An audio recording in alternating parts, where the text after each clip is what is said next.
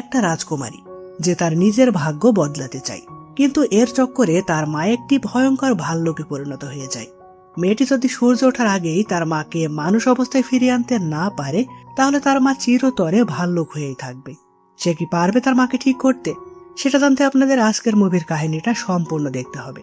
2012 সালে মুক্তি পাওয়া পিক্সার অ্যানিমেশনের এই চমৎকার মুভিটির নাম ব্রেভ, যার বর্তমানে IMDb রেটিং রয়েছে 7.1 আউট অফ 10।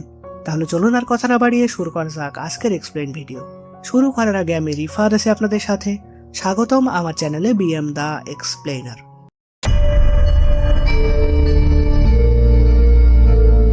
মুভি শুরুতে দেখা যায় স্কটল্যান্ডের সুন্দর একটি রাজ্যে ছোট্ট পরীর মতন দেখতে একটা মেয়ে, যার নাম মেরিডা। সে রাজা ফেরগাস এবং রানী এলিনরের একমাত্র কন্যা।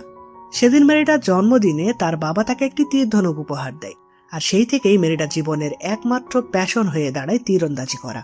কিন্তু সেখানে তখন ঘটে যায় এক ভয়ঙ্কর ঘটনা। কোত্থেকে যেন একটি বিশাল ভাল্লুক এসে তাদের উপর আক্রমণ করে। রাজা ফেরগাস তখন ভাল্লুকটির সাথে লড়াই করে তার পরিবারকে বাঁচায়, কিন্তু এই লড়াইয়ে সে তার একটি পা হারায়। তো সিন শিফট বর্তমান সময়ে, যেখানে মেরিডা এখন এক কিশোরী রাজকুমারী। কিন্তু সে মোটেও রাজকুমারীদের মতো না। সে ভোরবেলা উঠে তার ঘোড়া অ্যাঙ্গাসের পিঠে চড়ে ছুটে যায় জঙ্গলে। পুরো পাহাড় জঙ্গল সে একা একা ঘুরে বেড়ায়, আর তার হাতে থাকে সেই প্রিয় ধনুকটি। জঙ্গলের বিভিন্ন জায়গায় ঝুলতে থাকা নিশানায় সে তীর ছোড়ে, এবং প্রত্যেকটি তীর একদম নিখুঁতভাবে গিয়ে লাগে। তার এমন স্বাধীন জীবন সে ভীষণ উপভোগ করে। কিন্তু রানী এলিনরের মাথায় ছিল সম্পূর্ণ অন্য ভাবনা। সে মেয়েটাকে শেখাতে থাকে রাজকুমারী কিভাবে হাঁটবে, কথা বলবে, কি কি করতে পারবে না ইত্যাদি। মেরিডার কাছে এই নিয়মগুলো যেন খাঁচায় বন্দী পাখির মতন। সে যতই মুক্তির স্বপ্ন দেখে, তার মা তাকে ততই নিয়মের মধ্যে আটকাতে চান। তো যাই হোক, মেরিডার 3টা যমজ ভাই আছে, হ্যারিস, হাবার্ট এবং হামিস। 3জনই ভীষণ দুষ্টু। তারা রান্নাঘরে ঢুকে মিষ্টি চুরি করে খায়, আর প্রাসাদের সকলকে খুব জ্বালাতন করে। কিন্তু মেরিডা তার 3 ভাইকে খুব ভালোবাসে, কারণ ওরাও তার মতন নিয়মের বাইরে থাকতে চায়। তো একদিন রানী এলিনর মেরিডাকে ডেকে বলেন, 3টি বড় বড় রাজ্যে 3জন যুবরাজ আসছে। তারা ডানব্রোস রাজ্যের রাজকুমারীকে বিয়ে করতে আগ্রহী। মানে মেরিডার রাজ্যের নাম ডানব্রোস। মেরিডা বিয়ের কথা শুনে তো খুবই রেগে যায়। সে বলে, আমি এখন বিয়ে করতে চাই না। কিন্তু তার মা তাকে শান্তভাবে বোঝানোর চেষ্টা করে, কিন্তু তাতেও মেরিডা মোটেও রাজি হয় না। তবুও কথা যখন দেওয়া হয়ে গেছে, তাই পরের দিন সেই 3 গোত্রের রাজারা তাদের ছেলেদের নিয়ে আসে। প্রথমজন হলো লর্ড ম্যাকিন্টসের ছেলে, যে কিনা নিজেকে অনেক সুদর্শন ভাবে আর আয়নার সামনে বেশি সময় কাটায়। দ্বিতীয়জন হলো লর্ড ম্যাকগুফিনের ছেলে। সে শক্তিশালী তবে মোটা সোটা, আর তার কথা কেউ বোঝে না। আর তৃতীয়জন হলো লর্ড ডিঙ্গলের ছেলে, যে কিনা একদমই রোগা পাতলা এবং ভীতু। তো এই 3 রাজপুত্রের মধ্যে কে রাজকন্যাকে বিয়ে করবে তা নিয়ে তাদের মধ্যে মারামারি লেগে যায়। রানী এলিনর তখন সিদ্ধান্ত নেয় 3 রাজপুত্রের মধ্যে তীরন্দাজি প্রতিযোগিতা হবে, যে জয়ী হবে সেই রাজকন্যাকে বিয়ে করবে। তো পরের দিন প্রতিযোগিতা শুরু হয়, যেখানে 3 জনের মধ্যে মাত্র একজন সঠিক নিশানায় তীর মারতে পারে। কিন্তু সেখানে তখন মেরিডা নিজেই উপস্থিত হয়ে সবাইকে বলে, আমি এই প্রতিযোগিতায় অংশ নিতে চাই। সে একে একে 3টি নিশানাতেই পারফেক্ট তীর নিক্ষেপ করে, এমনকি সেই বিজয় রাজপুত্রের তীরকেও চিরে সে জয়ী হয়ে যায়। তার এমন কাজ দেখে রানী এলিনর খুবই রেগে যায়। সে মেরিডাকে সাইড এনে বলে, পুরো রাজ্যের সামনে তুমি আমাদের মান সম্মান শেষ করে দিয়েছো। একজন রাজকন্যা কখনোই বড়দের সামনে এমন সাহস দেখাতে পারে না। এই নিয়ে মা ও মেয়ের মধ্যে ভীষণ কথা কাটাকাটি শুরু হয়। সেখানে আমরা একটি টেপেস্ট্রি বা কাপড়ের উপর সেলাই করা ছবি দেখতে পাই, যেটা রানী এলিনর নিজের হাতে সেলাই করেছিল। মেরিডা রাগের মাথায় তলোয়ার দিয়ে সেই কাপড়টি ছিঁড়ে ফেলে, যেটা দেখে এলিনর তার হাত থেকে ধনুকটি কেড়ে নিয়ে আগুনে ছুড়ে দেয়। এই দৃশ্য দেখে মেরিডা হতভম্ব হয়ে যায়, কারণ এটি শুধু একটা ধনুক নয়, এটি ছিল মেরিডার বাবার স্মৃতি, তার স্বাধীনতার প্রতীক। রানী তখন বুঝতে পারে সে ভুল করে ফেলেছে। সে তখন তাড়াতাড়ি ধনুকটি আগুন থেকে বের করে, কিন্তু ততক্ষণে মেরিডা কাঁদতে কাঁদতে প্রাসাদ থেকে বের হয়ে গেছে। মেরিডা তার ঘোড়ায় চেপে জঙ্গলের দিকে চলে যায়। যেতে যেতে তারা পৌঁছে যায় জঙ্গলের গভীরে এক পাথরের বৃত্তের মধ্যে। সেখানে মেরিডা নীল রঙের এক অদ্ভুত আলো দেখতে পায়। স্কটিশ লোককথা অনুযায়ী এটি একটি রহস্যময় আত্মার আলো, যা নাকি মানুষকে তার ভাগ্যের দিকে নিয়ে যায়। তো গল্পটি এবার বেশ ইন্টারেস্টিং হয়ে ওঠে।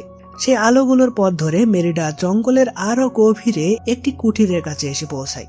মেরিডা তার ভিতরে ঢুকলে একজন বৃদ্ধা মহিলাকে দেখতে পায়, যাকে দেখে নিরীহ মনে হলেও সে আসলে একজন ডাইনি। তার আশেপাশে কাঠের তৈরি বিভিন্ন ভাল্লুকের মূর্তি। তো ডাইনি মেরিডাকে বলে, তুমি যদি কোনো মূর্তি কিনতে না চাও তাহলে এখান থেকে চলে যাও। মেরিডা ডাইনিকে চিনতে পেরে বলে, আমি সমস্ত কিছু কিনবো, প্লিজ আপনি আমার মাকে বদলে দিন, তাহলে আমি আমার ভাগ্য পরিবর্তন করতে পারবো। এই বলে মেরিডা তার গলায় থাকা লকেটটি তাকে দিলে ডাইনি রাজি হয়ে যায়। সে বিভিন্ন উপকরণ দিয়ে একটি জাদুর কেক তৈরি করে সেটা তার মাকে খাওয়াতে বলে। মেরিডা বলে, এতে কি মা পরিবর্তন হবে? ডাইনি বলে, অবশ্যই হবে। সে তখন আরেকটি লকেট দেখিয়ে বলে, শেষবার আমি একটা রাজপুত্রের জন্য এমনটা করেছিলাম। সে চেয়েছিল অনেক শক্তিশালী হতে, আর সে এমনটা হয়েও ছিল। তারা এই কথাটা একটু মনে রাখবেন, এই ব্যাপারেও কাহিনী রয়েছে।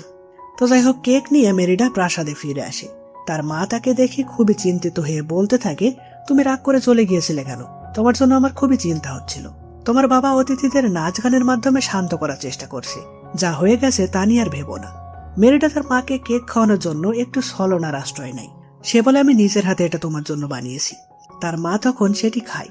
কিছুক্ষণের মধ্যেই রানী ভীষণ অসুস্থ হতে থাকে, আর একটা পর্যায়ে সে বিশাল একটা ভাল্লুকে পরিণত হয়ে যায়। মেরিডা তো ভয়ে চমকে যায়।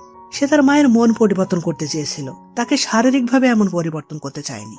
রানী এলেনা যখন বুঝতে পারে সে ভাল্লুক হয়ে গেছে, তখন সেও ঘাবড়ে যায়। মেরিডা তখন তাকে ডাইনির কথা জানায় যে সে এটা ইচ্ছা করে করেনি, সবই ডাইনির কারসাজি। এদিকে রাজা ফেরগাস প্রাসাদে ভাল্লুকের গন্ধ টের পায়। সে তখন দলবল নিয়ে চারিদিকে খুঁজতে শুরু করে। এইসব দেখে রানী আরো ভয় পেয়ে প্রাসাদ থেকে পালানোর চেষ্টা করে। মেরিডা তার 3 ভাইয়ের সাহায্যে মাকে নিয়ে প্রাসাদের বাইরে আসতে সক্ষম হয়। এখানে আমরা লক্ষ্য করি মেরিডার ভাইয়েরা টেবিলের উপর থাকা সেই কেকের অবশিষ্ট অংশ লক্ষ্য করে তারাও সেটি খেয়ে ফেলে। তো যাই হোক, মেরিডা তার মাকে নিয়ে চলে আসে জঙ্গলের মধ্যে সেই ডাইনির কুটিরে। কিন্তু আশ্চর্যজনকভাবে সেখানে কেউই ছিল না। সেখানে একটি জাদুর কড়াই থেকে তারা জানতে পারে আগামী পরশু সূর্য ওঠার আগে যদি সে তার মাকে ঠিক করতে না পারে, তাহলে সে পুরোপুরি ভাল্লুক হয়ে যাবে।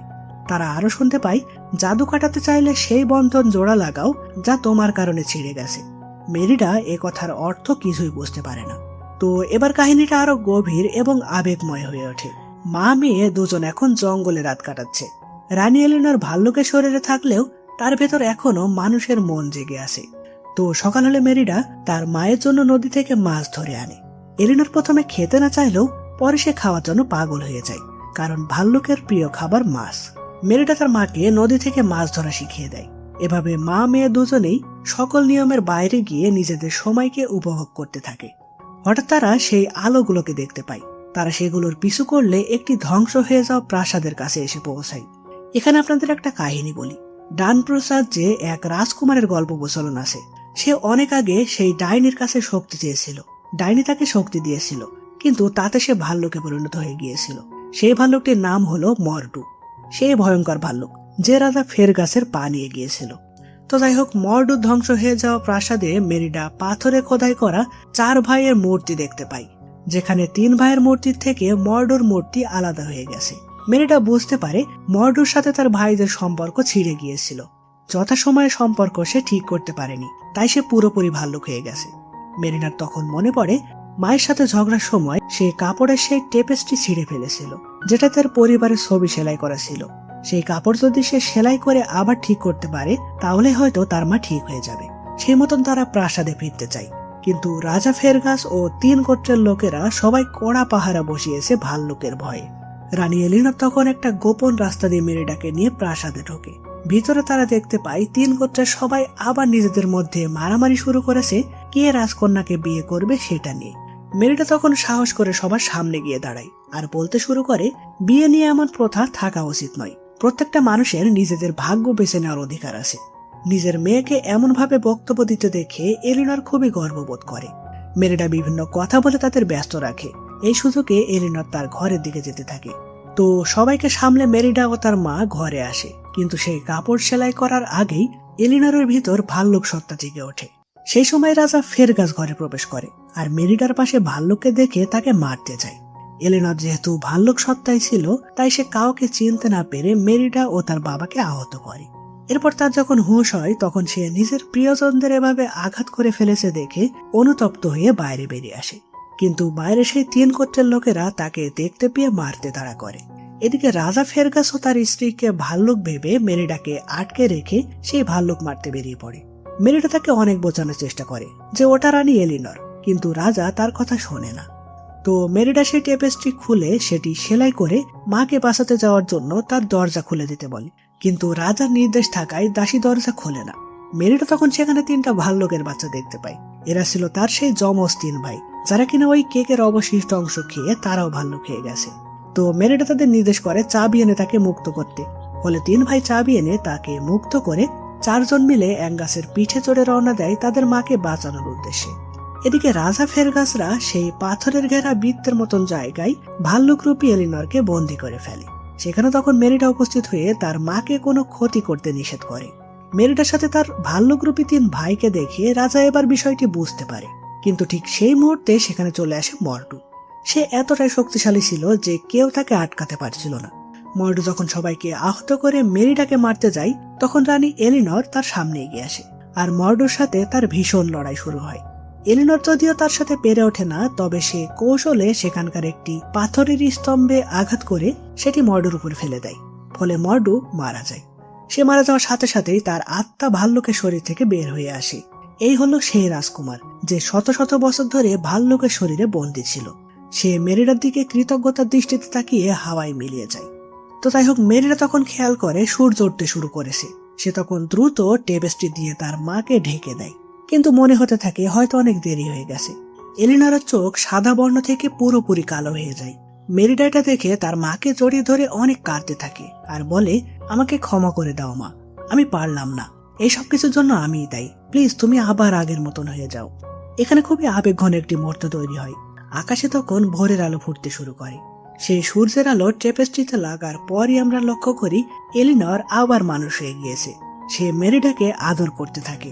রাজা ফেরগাস তখন ছুটে আসে, সাথে তার 3 ছেলেও আবার মানুষ হয়ে যায়। তাদের পুরো পরিবার আবার আগের মতন হয়ে যায়। তো এরপর দেখা যায় ডানবস রাজ্যে আবার শান্তি ফিরে আসে। 3 গোত্রের রাজারা চলে যান। রানী এলিনর বুঝতে পেরেছেন মেয়ের ইচ্ছাকে গুরুত্ব দেওয়া উচিত, আর মেরিডা বুঝতে পেরেছে মায়ের ওই সব নিয়মগুলো আসলে তার ভালোবাসারই অংশ ছিল।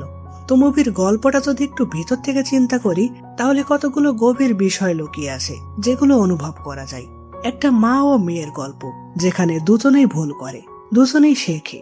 মা শেখে সন্তানকে নিয়ম দিয়ে নয়, ভালোবাসা দিয়ে করতে হয়, আর মেয়ে শেখে স্বাধীনতা চাইতে পারো, তবে কোনো সম্পর্ক নষ্ট করে নয়। ব্রেভ মুভি আমাদের শিক্ষা দেয়, তোমার ভাগ্য নির্ধারণ করতে গিয়ে তোমাকে যারা ভালোবাসে তাদের কষ্ট দেওয়া কিংবা ভুলে যাওয়া মোটেও ঠিক নয়। তো মুভির কাহিনীটা দেখে যদি আপনাদের মায়ের কথা মনে পড়ে, যদি মনে হয় তার আরো একটু যত্ন নেওয়া দরকার, তাহলে কমেন্টে লিখুন ভালোবাসি মা। এছাড়াও আমার এক্সপ্লেন ভিডিও যদি আপনাদের ভালো লেগে থাকে, তাহলে চ্যানেলটি সাবস্ক্রাইব করে বেল আইকনটি অন করে রাখতে পারেন এরকম আরো চমৎকার সব মুভির কাহিনী দেখার জন্য। তো দেখা হবে তাহলে পরের ভিডিওতে। ততদিন পর্যন্ত সবাই ভালো থাকবেন, সুস্থ থাকবেন। Bye bye.